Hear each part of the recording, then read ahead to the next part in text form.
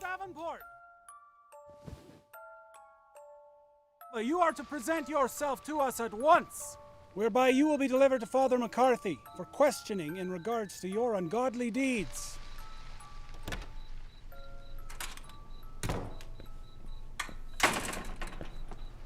Unless you have recently taken your daughter's name, Mrs. Davenport, I do not believe it was you that I called. Perhaps not, Mr. Murphy, but you are on my land, and thus will take your business up with me. I do believe you mean your husband's land, do you not? Or did he leave the deed in your name before he disappeared at sea? What is your business with my daughter? Oh, I feel as though you may know what our business pertains to. I'm sure that by now you've heard the rumors as of late. No? Not of sightings of a pale young girl gallivanting through the night?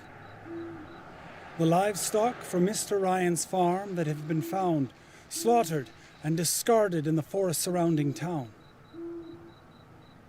Not even the disappearance of Mr. Abraham's youngest son, swept from his bed in the dead of the night with nary a window shattered or lock left broken. You choose your next words very carefully, Mr. Murphy. The townsfolk have noticed Fiona's behavioural changes over the last few months, Mrs. Davenport. The lashing out at school, the strange readings found in her possession. Not to mention that these recent horrific sightings all mention some creature who harbours a head of bright, curled red hair, much like... Spill your tongue this instant! My daughter is not some ungodly beast! I'll not hear another word of it. Now, all of you must leave our home at once. Mrs. Davenport, you know that I have been acquainted with Fiona a number of times. Many of us have been.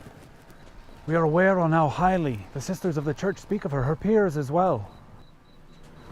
It is not lost upon any of us how kind and delicate of a daughter you were blessed with.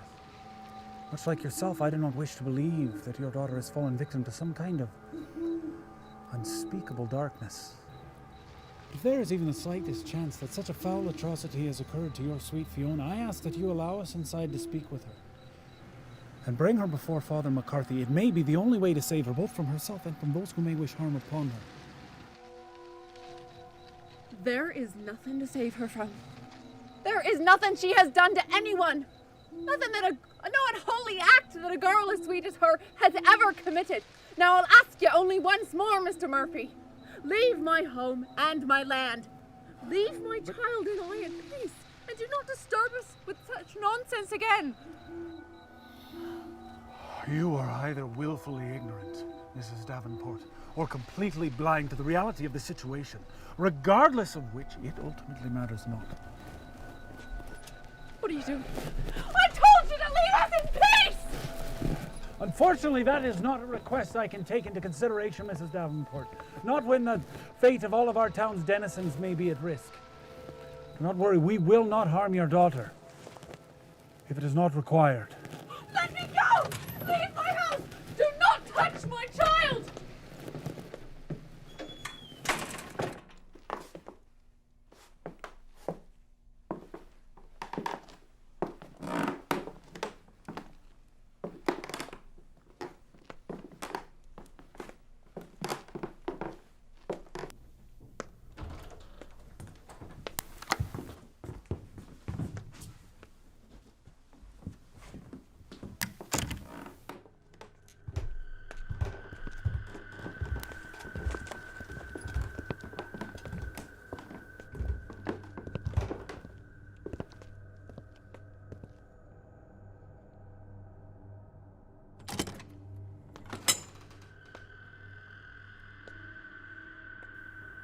Have you harmed my mother?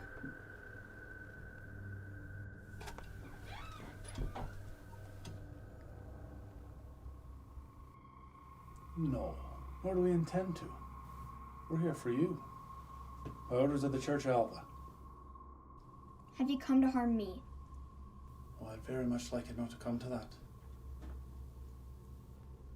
You will let my mother go and leave her home, never to return. Whatever hell has imposed itself upon you, young Fiona, It is not one that can remain on this earth. Somewhere deep inside yourself, you know this to be true. You will let my mother go and leave her home, never to return. Do not force our hand, young Fiona. I do not want a murder, born of mercy or otherwise, to occur on this day.